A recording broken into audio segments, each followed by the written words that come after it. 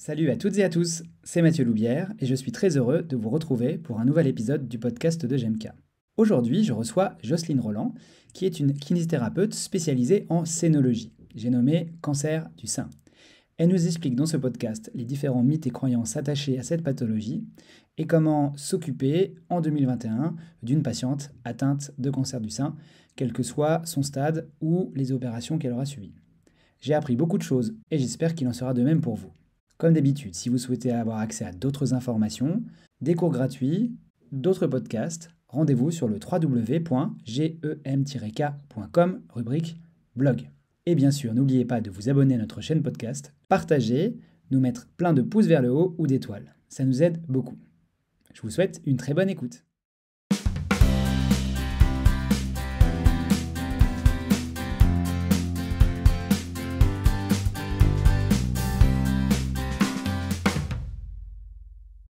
Bonsoir à toutes et à tous, je suis très heureux de vous retrouver pour ce nouveau podcast de GMK. Ce soir, je reçois Jocelyne Roland. Bonsoir Jocelyne. Bonsoir. Bienvenue pour ce podcast. Merci. Avant de démarrer, simplement pour resituer, le podcast de GMK, c'est à peu près un épisode par mois durant lequel j'interviewe une personnalité de près ou de loin à la kinésithérapie. Et pour rappeler un petit peu mes liens d'intérêt, je suis intervenant en formation initiale continue, je suis également kiné libéral.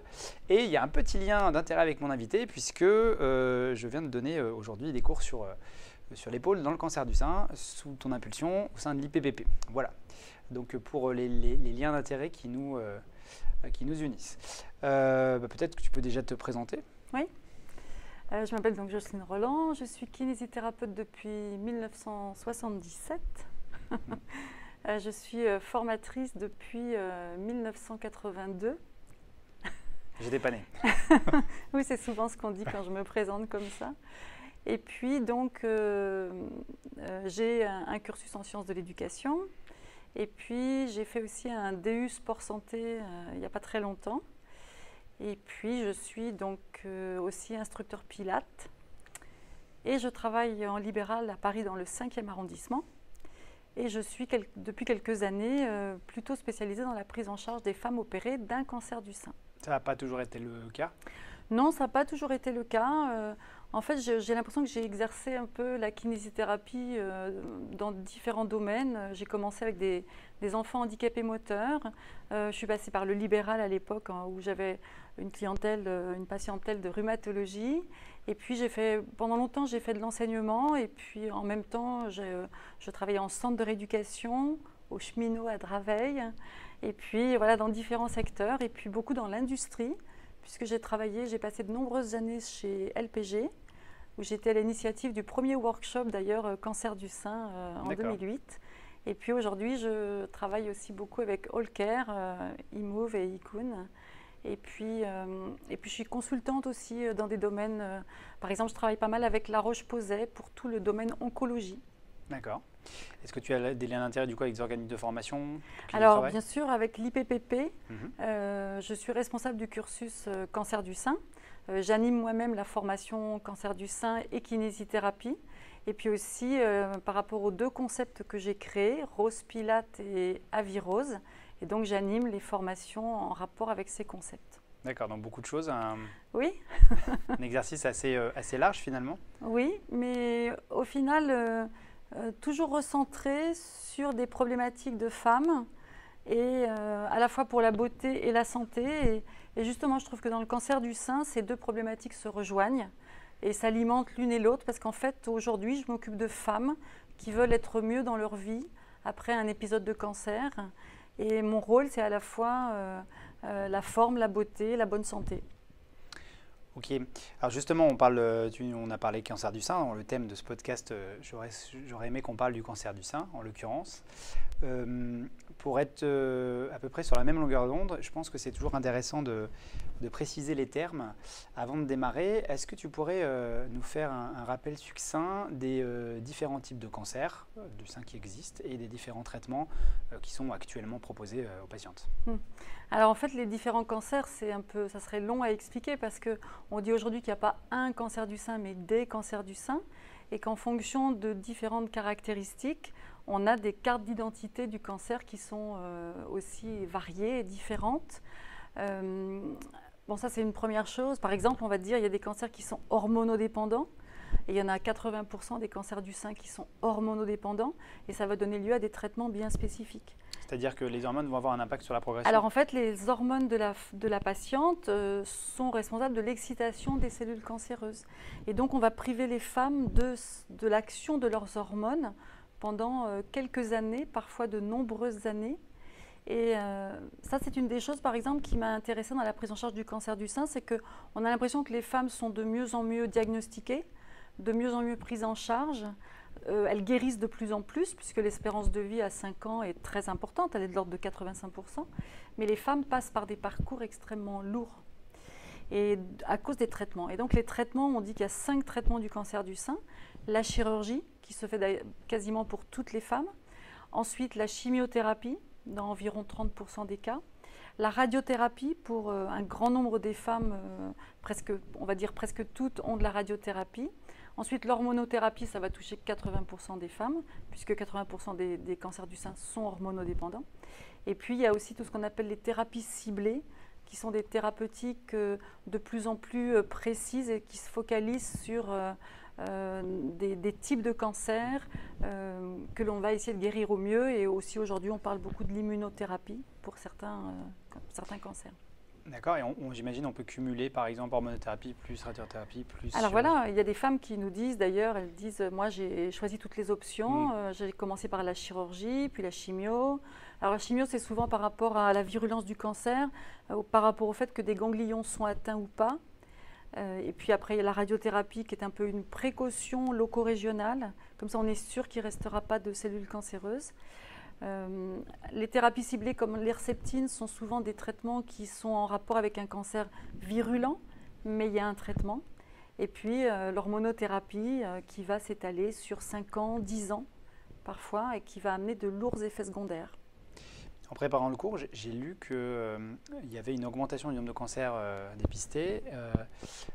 Comment ça s'explique ça? Est-ce qu'il y a plus de cancers? Est-ce qu'on les dépiste mieux? Est-ce qu'on les prend plus tôt? Il y a plus de cancers et on les dépiste mieux, mais le dépistage, en fait, il a fait un bond quand a été mis en place le dépistage systématique, c'est-à-dire le dépistage organisé. C'est-à-dire le dépistage, on offre en fait aux femmes tous les 2 ans la possibilité de faire une mammographie gratuite avec éventuellement échographie. Et ça a permis de récupérer, si on peut dire, des femmes qui ne se faisaient pas suivre. Et du coup, dans les premières années de ce dépistage organisé, il y a eu un bond de nouveaux cancers. Aujourd'hui, c'est un cancer en augmentation et certains incriminent l'environnement. Et en particulier parce qu'il y a beaucoup de femmes jeunes. Normalement, le cancer du sein, c'est un cancer du sein ménopausé, aux alentours de 61-63 ans en France. Et en fait, on voit de plus en plus de cancers chez la femme jeune et des cancers virulents, par exemple des cancers triple négatifs qui ne sont ni hormonodépendants, ni HER2, c'est ce qui nécessite le traitement d'Herceptine dont je parlais tout à l'heure, la thérapie ciblée. Et ça, c'est tout à fait en faveur d'un mauvais environnement qui, en quelque sorte, si on voulait être un petit peu violent, on dirait que l'environnement empoisonne le corps des femmes et en particulier la glande mammaire. D'accord. La place des kinésithérapeutes là-dedans? Eh bien, comme il y a des traitements qui ont de lourds effets secondaires, la kinésithérapie a un rôle extrêmement important à jouer.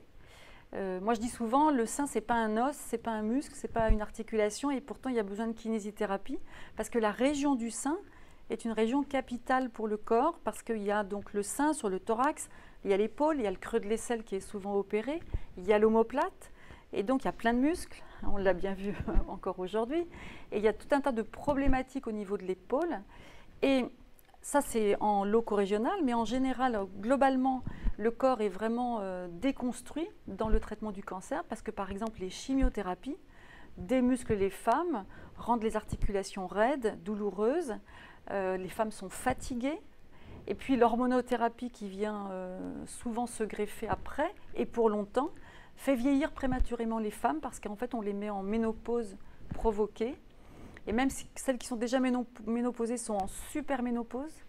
Et donc ces femmes-là, elles vivent souvent très très mal ces périodes avec des effets secondaires qui touchent le kinésithérapeute parce qu'on va parler de raideurs articulaires, de douleurs, de fatigue, de manque de muscles, de sarcopénie, et sans compter tout ce qui se passe avec les chirurgies, les cicatrices, etc. Donc il y a un énorme travail de la kinésithérapie et qui a beaucoup évolué ces dernières années parce que la chirurgie a évolué.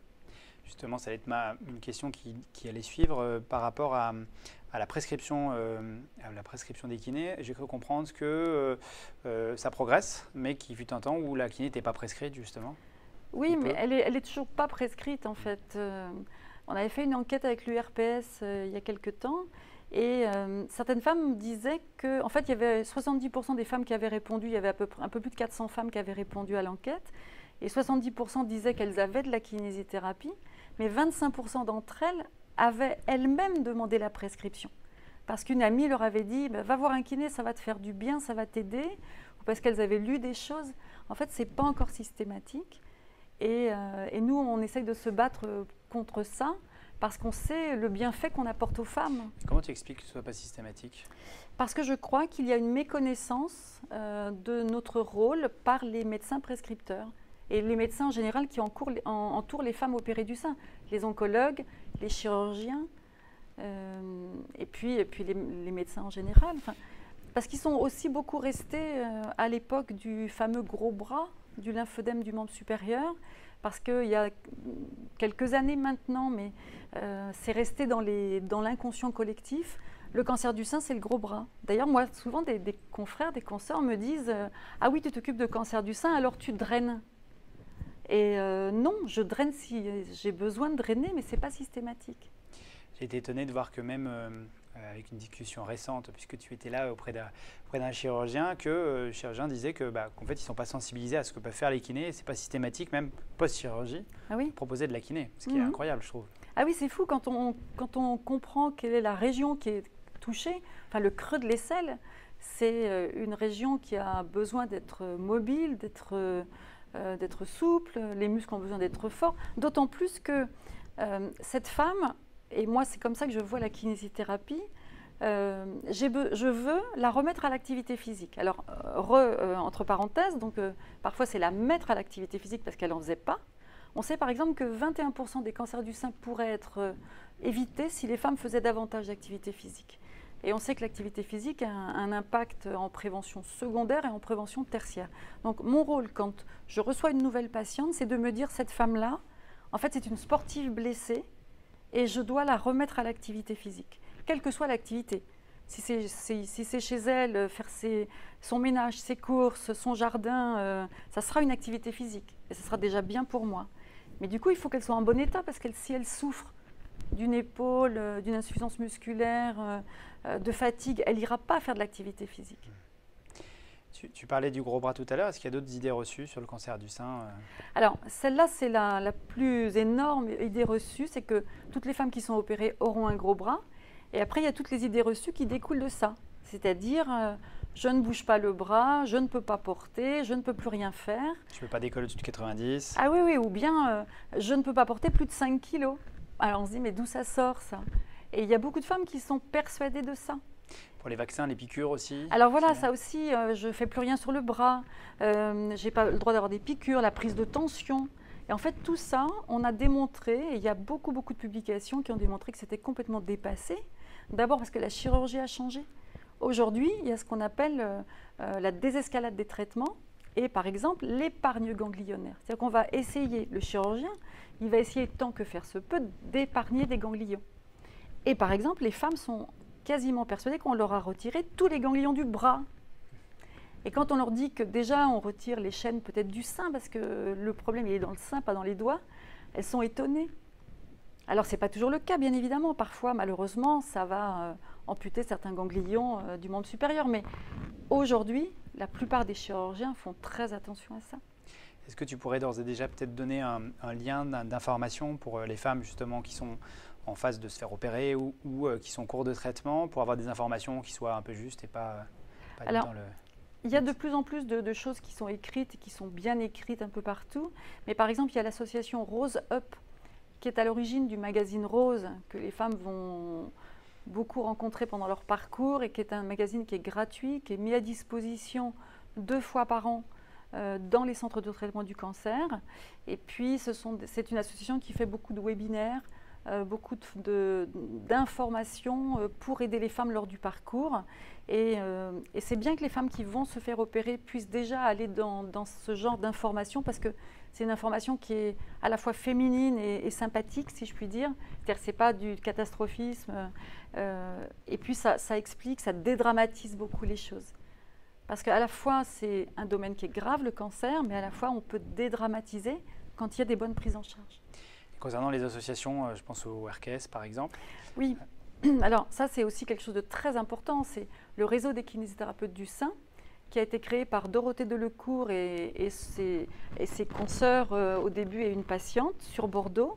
Alors, elles ont eu l'idée de créer cette association, d'abord à l'échelle de leur département, et puis elles se sont dit, pourquoi ne pas faire ça à une plus grande échelle, et donc un réseau de kinés français. Et donc aujourd'hui, elles ne doivent pas être loin de 800 kinés adhérents. Alors moi, j'ai la chance d'être la marraine, ce qui me touche beaucoup, mais c'est extrêmement important de sentir qu'on est dorénavant une force et qu'on peut peut-être faire bouger les choses pour aider les femmes. Principalement des femmes qui traitent les cancers du sein. Alors principalement, mais pas que, mais c'est vrai que… Des statistiques ou pas, je dirais 9 kinés sur 10 qui sont en scénologie sont des femmes. J'ai vu aujourd'hui, c'était une promo 100%. Ah, aujourd'hui, c'était que des femmes. Moi, c'est souvent dans les formations, je n'ai que des femmes. Et puis de temps en temps, un homme. Mais au RKS, on a des référents qui sont des hommes. Tu penses que ça vient du fait que les femmes les kinés-femmes vont plus se tourner vers ces pathologies parce que ça fait partie de pathologies féminines ou… Je pense que c'est… oui, en tant que femme, on se sent, on va dire, un peu solidaire des femmes opérées du sein. Aussi parce que peut-être que l'homme n'ose pas trop aller vers les femmes opérées du sein parce que peut-être que l'abord de la poitrine les met un peu mal à l'aise. Voilà, après, je sais que les hommes qui s'occupent de femmes opérées du sein sont aussi bien évidemment très compétents.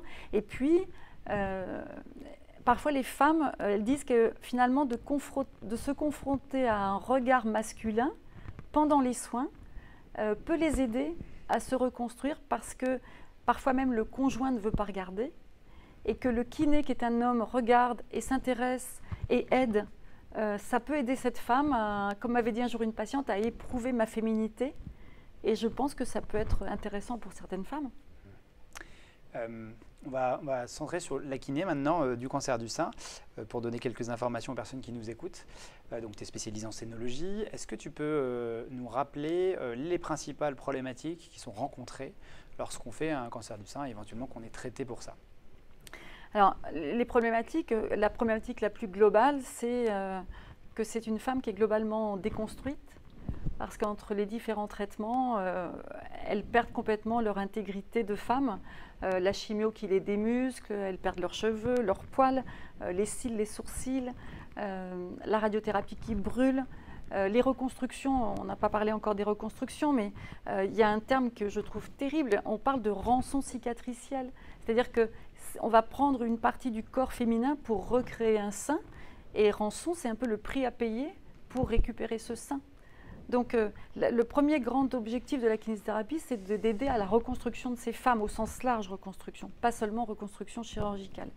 Et puis après, c'est toutes les problématiques régionales, donc bien sûr l'épaule, avec les cicatrices, les douleurs, etc. Enfin, toutes les pathologies, même les incidents de parcours comme les brides, les thromboses lymphatiques superficielles, les lymphocèles. Enfin, il y a plein de choses qui viennent compliquer le parcours de ces femmes. Après, il y a tout le côté musculaire. Alors, quand on pense chimio, on pense souvent les gros muscles, les membres inférieurs qui sont atteints de sarcopénie, mais les muscles du membre supérieur, maintenant, dans la kinésithérapie du cancer du sein, c'est vraiment un gros domaine parce que si on ne rééduque pas les muscles, si on ne les renforce pas, si on ne travaille pas sur tout ce qu'on a vu aujourd'hui, la force des muscles, le contrôle moteur, toutes ces choses-là, la proprioception, on ne fera pas notre travail de kiné. Donc tout ça, c'est extrêmement important. Donc toute cette problématique de muscles est à l'échelle globale. Et puis après, il y a la problématique raideur. Alors, on peut parler de raideur d'épaule, mais moi, je dis souvent, la rééducation du cancer du sein, c'est aussi s'occuper des raideurs des orteils, parce que quand il y a des neuropathies, elles ne sentent plus leurs orteils. Donc, elles ne s'en servent plus. Et nous, sur les neuropathies, en tant que kiné, on n'a pas d'action. C'est l'oncologue qui va peut-être diminuer les doses de chimio. Mais nous, on peut conserver les orteils souples. Parce que si on laisse les orteils s'enraidir, pour remettre à l'activité physique cette femme, ça va être difficile avec des orteils complètement raides. Enfin, il y a plein comme ça de problématiques. J'en oublie peut-être, mais il y a tout aussi, et bien sûr, le drainage des œdèmes. Parce que ce n'est pas parce qu'il y a moins de lymphodème qu'il n'y en a pas. Et là aussi, le kiné il a un rôle extrêmement important parce que les femmes sont tellement obnubilées par ce lymphodème que quand elles commencent à avoir le bras qui gonfle, souvent elles appellent au secours le kiné. Donc qu'est-ce que je fais? Ça y est, ça gonfle, j'ai le gros bras. Mais pas forcément. Parce que dans les premiers temps d'installation du gros bras, moi je dis souvent que c'est une lymphostase, on peut voir ce qui s'est passé. Parce que souvent, ce qu'on sait du lymphodème aujourd'hui, c'est qu'il va s'installer souvent quelques années après la chirurgie. 1 an et demi, 2 ans. Et je leur dis, mais si jusqu'à présent, ça drainait, qu'est-ce qui s'est passé qui fait qu'aujourd'hui, ça ne draine plus? Alors, on réfléchit ensemble. Et on connaît, par exemple, on sait qu'aujourd'hui, le manque de souplesse du bras, le manque d'utilisation dans les activités physiques et la prise de poids sont les facteurs qui vont faire se déclarer ce lymphodème. Et ça, si on arrive à court-circuiter, à remettre à l'activité physique, à retravailler les épaules, à retravailler les muscles, eh bien, moi, j'ai des patientes qui vont voir leur début de gros bras complètement, court-circuité. Enfin, c'est vraiment le terme que j'emploierais, c'est-à-dire qu'on arrive à court-circuiter. Malheureusement, il y a beaucoup de femmes qui ne ressentent pas ce gros bras qui s'installe, ne changent pas leurs habitudes de vie. Alors, une fois que le gros bras est installé, en termes de fibrose et de graisse, parce qu'après, c'est plus tellement un problème de lymphe, mais c'est vraiment de la graisse et de la fibrose, bah, malheureusement, là, on est un peu bloqué. Effectivement, je comprends qu'il y a énormément de problématiques. De fait, je me dis peut-être que pour les personnes qui nous écoutent et qui ne sont pas trop familières avec ça, comme je l'étais il y a quelques temps encore, je me suis réintéressé assez récemment à ces problématiques. Est-ce qu'on pourrait essayer de donner 2-3 objectifs, conseils de rééducation, les trucs qui te paraissent vraiment incontournables actuellement dans la prise en charge de ces patientes? Alors, première problématique, s'occuper de l'épaule parce que c'est le siège souvent de douleurs et qui vont empoisonner la vie de ces femmes. Ensuite, je dirais refaire du muscle, mais au sens large. Tout le corps de cette femme a besoin d'être remusclé. Et puis, j'aimerais bien dire aussi drainer seulement quand on a besoin de drainer. C'est-à-dire que jamais un drainage a prévenu l'apparition d'un lymphodème. Et c'est plutôt l'activité physique, les muscles, le maintien du poids correct, la mobilité de l'épaule, c'est tout ça qui va permettre à cette femme d'éviter le lymphodème. Ça, je pense que vraiment, on peut insister dessus parce que moi, à titre personnel, j'avais cette idée, cette croyance que l'activité physique pouvait aggraver les lymphodèmes. Et ce que j'ai cru comprendre, tu me corriges si je me trompe, c'est au contraire, plus l'activité est importante, plus c'est sollicité, plus le membre est sollicité, qu'on va le chercher dans les derniers degrés, qu'on réalise des mouvements fonctionnels, des exercices, moins il y a de risque de lymphodème. Oui, c'est exactement ça. C'est-à-dire que plus on garde un membre supérieur qui ne sera pas déconditionné, parce que ce déconditionnement, il existe du fait des chirurgies et du fait de la chimio, et du fait aussi de l'idée que les femmes se font, il ne faut pas bouger parce que c'est dangereux. Non, il faut que ce bras soit en pleine condition, en pleine possession de ses moyens, si je puis dire, donc des muscles. Et c'est justement ça qui va permettre de drainer. Et par contre, il faut que le renforcement du membre supérieur soit progressif. Parce que souvent, les femmes disent « Oui, mais moi, j'ai fait telle activité à la maison, j'ai repassé, mon bras a gonflé. » Mais oui, parce qu'elles viennent d'être opérées, elles sont dans un moment où il peut y avoir des lymphostases transitoires. Elles arrivent à la maison, elles font une activité qui est beaucoup trop prolongée, la main serrée sur le fer, en position proclive, et du coup, le bras gonfle, mais le bras, il a été opéré. Et elles, dans leur imaginaire, c'est le gros bras. Donc, il faut vraiment sans arrêt expliquer les choses et leur dire que non, c'est au contraire, l'activité physique est bénéfique du moment qu'elle est progressive, qu'on va rééduquer progressivement les muscles et il n'y aura pas de limite, puisqu'il a été démontré que des femmes qui soulevaient des charges lourdes et même qui faisaient de l'haltérophilie, non seulement n'avaient pas de déclenchement de lymphodème, et si elles avaient un début de lymphodème, eh bien, il n'y avait pas d'aggravation. Donc, c'est vraiment ça, c'est vraiment un changement de paradigme. C'est-à-dire qu'avant, la kinésithérapie du cancer du sein, c'était le gros bras. Et d'ailleurs, il y a une chose importante dans les études de kiné. jusqu'en 2015, il n'y avait pas dans le programme de notion d'oncologie. Depuis 2015, il y a au moins noté oncologie. Mais où est enseigné, dans quel module est enseigné le cancer du sein dans les écoles de kiné?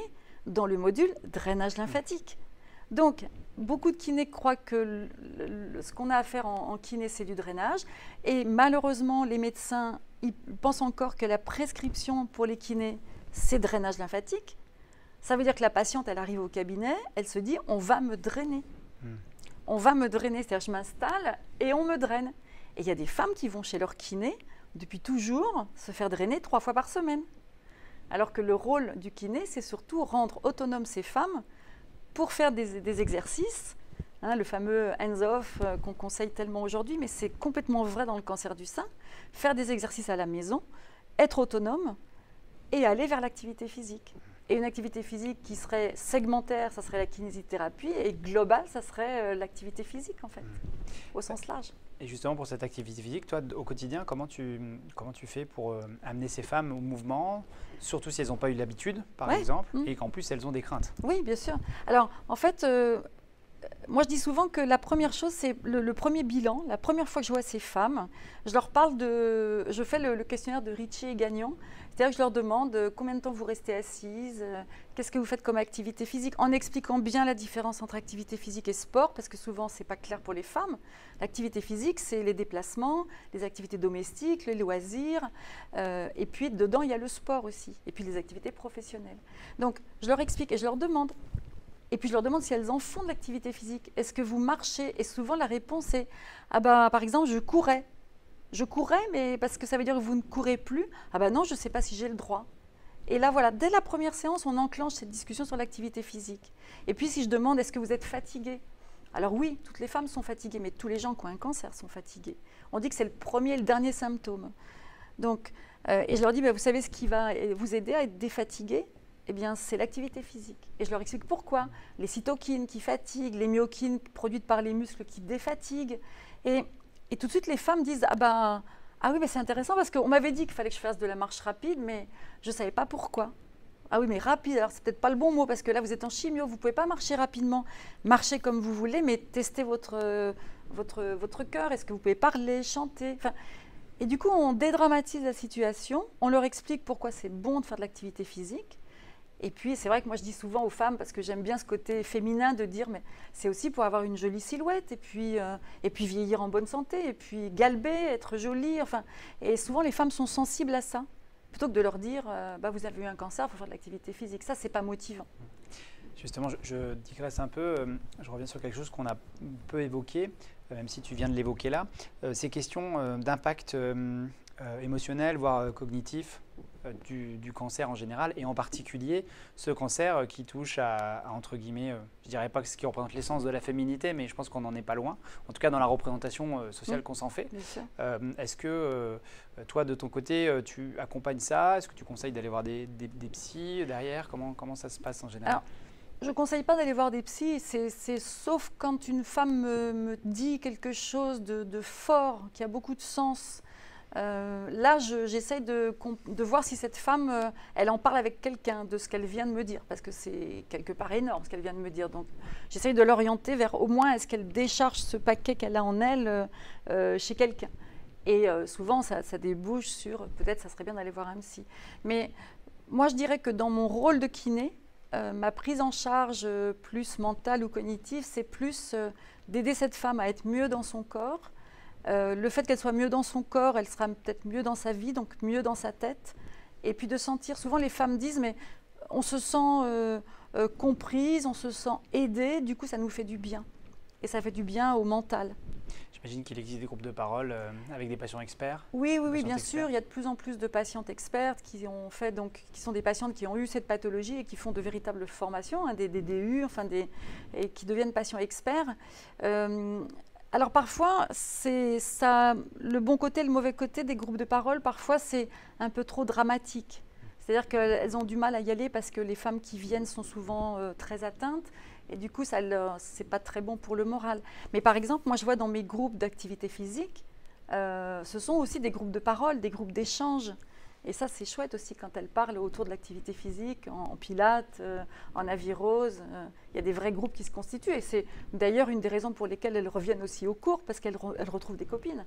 Et ça, c'est le côté sympa. Donc, au-delà de ces groupes de parole, si je comprends bien, tout ce qui est comme ce que tu as créé, la avirose ou le yoga aussi, Rose Pilates, voilà. Mais yoga, ça existe aussi. Hein, Ouais. et d'ailleurs, à l'IPPP, il y a une formation maintenant yoga et cancer du sein, parce que en fait, toutes les activités gymniques vont être intéressantes pour le cancer du sein. Si une femme aime faire du yoga, je ne vais pas lui dire de faire du Rose Pilates. Mais si une femme ne sait pas quoi faire, je vais lui proposer du Rose Pilates. Donc ça, justement, ça aide ces femmes, j'imagine, à se confronter, à se voir, à se reconnaître aussi. Oui, exactement. Et puis à progresser ensemble. Et puis à voir, par exemple, que quand une se met en appui sur un bras et que ça se passe bien et qu'elle n'a pas mal et que le bras ne va pas gonfler tout de suite, et jamais d'ailleurs, elles disent, ben, moi, je vais faire ça dans quelques temps. Mais bien sûr, mais peut-être aujourd'hui, allez-y, essayez une fois. Parce que vos muscles ne sont pas encore capables de le faire plusieurs fois. Du coup, ça les rassure, ça leur redonne confiance. Et surtout, elles sortent du cours, elles sont défatiguées. Et tout ça, ça compte dans cet optimisme de la récupération. Rose Pilates, c'est chaque kiné de son côté qui organise des cours. Il y a une fédé internationale. Non, en fait, Pilates, donc c'est une gym qui est connue dans le monde entier. Moi, j'ai essayé de décliner le Pilates aux besoins spécifiques des femmes opérées du sein. Donc, comme je dis souvent, c'est pas plus facile que le Pilates. C'est juste plus ciblé, plus centré sur les besoins de ces femmes. Et après, je forme les kinés. Et c'est vrai que pour donner des cours de Pilates, c'est bien d'avoir des formations pour savoir ce que c'est, aussi savoir le faire sur soi-même pour montrer, et puis ensuite décliner en fonction des différentes pathologies, parce que le Pilates peut se décliner dans plein de pathologies différentes. Ok, merci. Si je reviens sur tu pourrais nous décrire en gros une séance type, si tant est que ça existe, parce que entre les opérations, les prothèses, les préopératoires, les post-opératoires, j'imagine qu'il y a... Oui, alors c'est difficile de dire une séance type parce que, en fait, on prend les femmes à tout moment du parcours. Donc, ça peut commencer en préopératoire. Il y a certains hôpitaux, comme à Saint-Joseph, ils prennent les femmes en préopératoire et ça, c'est génial. Et puis, ça peut être dans l'accompagnement de la radiothérapie, de la chimio, de la reconstruction. Et aujourd'hui, il y a aussi un groupe dont on parle moins, mais qui sont les cancers du sein métastatiques. C'est-à-dire les femmes qui ont des métastases d'un cancer du sein, mais qui ont des traitements sur le long terme. On parle même de cancer chronique. Et ces femmes-là, on peut aussi les avoir en cabinet de kinésithérapie. Et on va les aider à avoir la meilleure qualité de vie possible, et toujours en les amenant vers l'activité physique. Donc c'est difficile de dire une séance type. Mais moi, ce que je pourrais dire au niveau du contenu, c'est être efficace, être compétent, donc faire du bien en même temps. Parce que ce sont des femmes qui ont des parcours très très violents, les prendre en charge globalement et puis les aider à se reconstruire dans leur intégrité de femme. Après, toutes nos techniques de kinésithérapie, tu disais aujourd'hui, finalement, l'épaule dans le cancer du sein, c'est une épaule comme une autre. Ben oui, parce qu'en fait, il y a une coiffe des rotateurs, il y a des amplitudes, il y a des muscles. Voilà, donc notre séance, elle est faite en rapport avec les besoins des femmes. Ce jour-là, quand on les a dans leur parcours. Et donc, j'imagine que c'est des séances très individualisées, donc ça présente un intérêt, je pense, quotidien pour les kinésithérapeutes. On en a déjà plus ou moins parlé, mais si tu devais faire un peu une synthèse des choses que tu vois oubliées en rééducation, comme tu es experte du domaine, quand on entend parler autour de toi de la rééducation en cancer du sein, juste refaire un petit topo sur ce qui est oublié par la kiné en général chez ces femmes-là pour les aider à mettre en place au quotidien si elles écoutent ça. Je pense que ce qui est encore laissé un peu de côté, c'est le côté activité musculaire. C'est-à-dire que vraiment, c'est vraiment ça le changement de paradigme. C'est-à-dire qu'avant, c'était une activité basée sur le lymphatique et aujourd'hui, c'est vraiment une activité basée sur le musculaire. Et c'est ça qui va redonner de la force aux femmes. Et moi, je vois quand elles font avirose, par exemple, le rameur, c'est fantastique parce que c'est une activité qui travaille l'ensemble des muscles du corps et elles se sentent fortes. Et être forte dans ce contexte, c'est aussi être forte contre la maladie. Et puis en plus, c'est prouvé que l'activité physique les aide à avoir moins de récidives et à avoir une survie beaucoup plus longue. Ok, super. Dernière petite question qui me vient là, comme on ne l'a pas évoqué, où est-ce qu'on en est des reconstructions justement C'est une bonne question. Ouais. Parce que en fait, les reconstructions, moi, ça fait depuis 2010, j'anime des formations. Et en fait, je voyais d'année en année le chiffre des reconstructions qui diminuait. Et il y a 30% des cancers du sein qui font l'objet d'une mastectomie, donc ablation du sein. Et sur ces 30%, il y avait au départ 30% des femmes qui se faisaient reconstruire. Et puis on passait d'année en année à 25%, 20%. Pourquoi? Parce que la reconstruction, c'est encore un deuxième parcours du combattant. Il y a ces fameuses rançons cicatricielles et souvent c'est décevant du point de vue esthétique. Et puis, depuis quelques années, on voit apparaître les reconstructions immédiates. C'est-à-dire qu'on propose aux femmes, donc on leur annonce qu'elles ont un cancer, on leur dit qu'il faut retirer le sein, et on leur propose de leur faire une reconstruction dans le même temps opératoire, parfois à 4 mains, parce qu'il y a un chirurgien qui retire la glande mammaire et un autre qui fait la reconstruction. Parfois, c'est le même. Et là, du coup, ça augmente un peu le nombre de reconstructions. Et on dit que c'est important pour les femmes de ne pas passer par l'étape de perte du sein et donc de ne pas avoir à faire le deuil du sein. Moi, ça me choque un petit peu. Alors ça, c'est mon avis personnel, hein, parce que je trouve que pour une femme, encaisser l'annonce du cancer, l'annonce de l'ablation du sein et choisir la reconstruction, c'est quand même pas évident. Et j'avais posé la question un jour à un chirurgien qui m'avait dit il faut que la patiente fasse confiance à son chirurgien. Mais comme il y a beaucoup de types de reconstruction, il y a les implants, il y a les lambeaux, il y a le lipofilling. Il y a d'ailleurs aujourd'hui un courant qui s'appelle les reconstructions à plat. Alors ce sont des femmes qui, après l'ablation du sein, demandent l'ablation de l'autre sein, ce qui n'est pas évident en France, hein, mais qui peut s'obtenir. Et elles veulent avoir un thorax plat, joli, uniforme, et pourquoi pas. Et donc la reconstruction aujourd'hui c'est ça. Donc c'est les reconstructions immédiates où on essaye de proposer aux femmes de ne pas rester sans sein.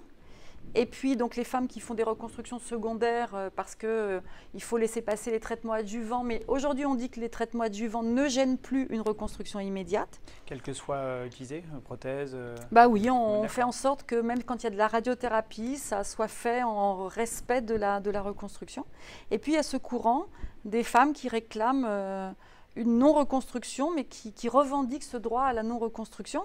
Et comme tu disais, l'image de la femme, c'est beaucoup en rapport avec ses seins, mais en fait, pourquoi à la limite? Pourquoi une femme ne pourrait pas être jolie et féminine sans seins? Et c'est cette problématique aujourd'hui qui est aussi dans nos cabinets, parce que les femmes nous posent des questions, forcément.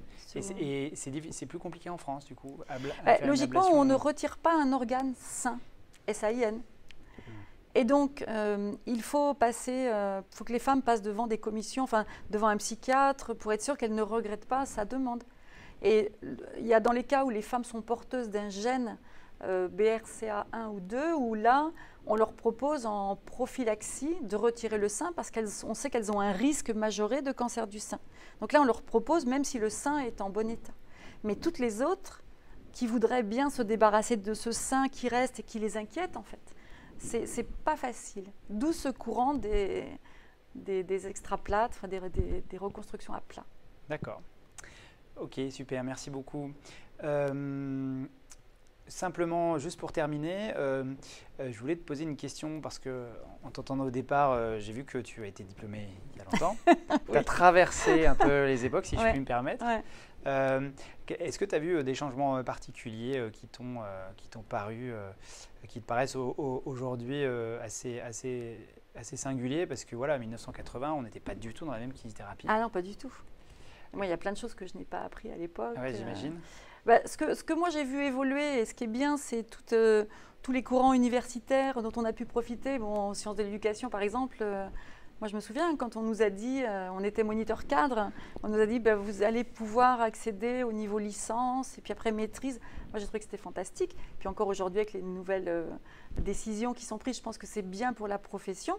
Après, il faut que la profession aussi soit aidée.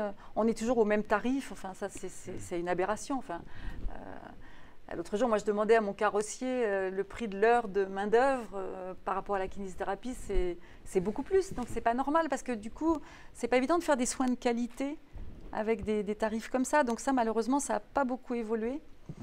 Mais c'est une super belle profession. Donc, sans parler de pas évoluer, est-ce qu'on pourrait dire même que ça a régressé oui, parce que ce n'est pas en rapport avec l'augmentation du coût de la vie. Donc, et par contre, c'est une profession qui peut s'ouvrir. Alors moi, je vois par exemple par rapport à l'activité physique.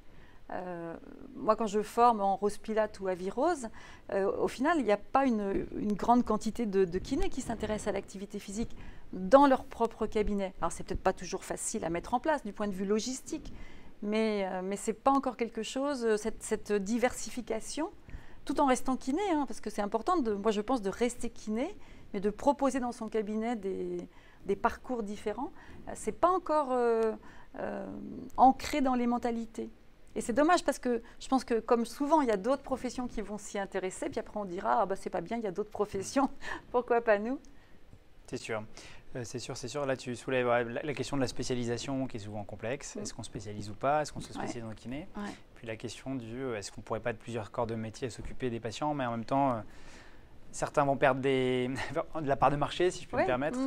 Et c'est sûr que c'est jamais simple de répondre à ça.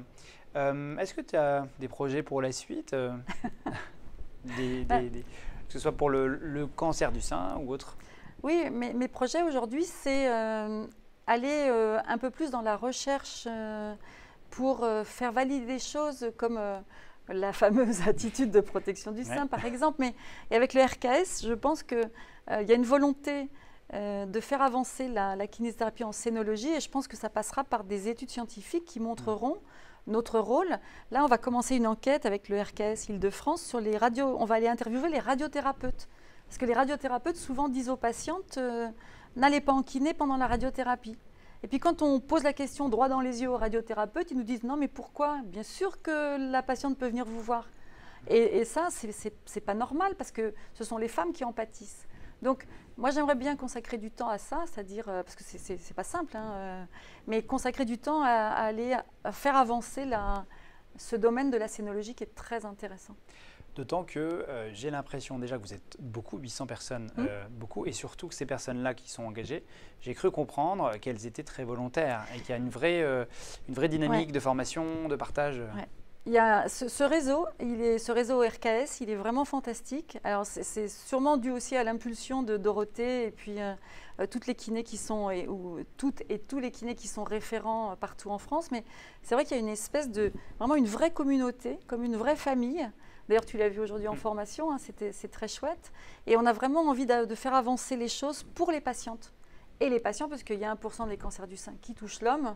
Donc, on a toujours tendance à féminiser, mais il y a aussi des hommes. Mais c'est vrai qu'il y a cette volonté d'aider ces patients au travers de ce parcours du cancer.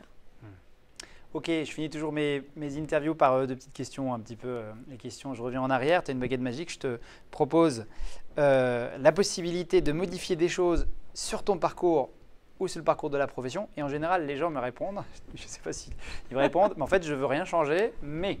Ah oui. Alors, je ne sais pas si tu vas démarrer comme ça, mais voilà, qu'est-ce que tu changerais sur ton parcours professionnel? Et éventuellement, si tu devais faire quelque chose pour la profession en général, qu'est-ce qu'il y aurait, selon toi, été intéressant de faire?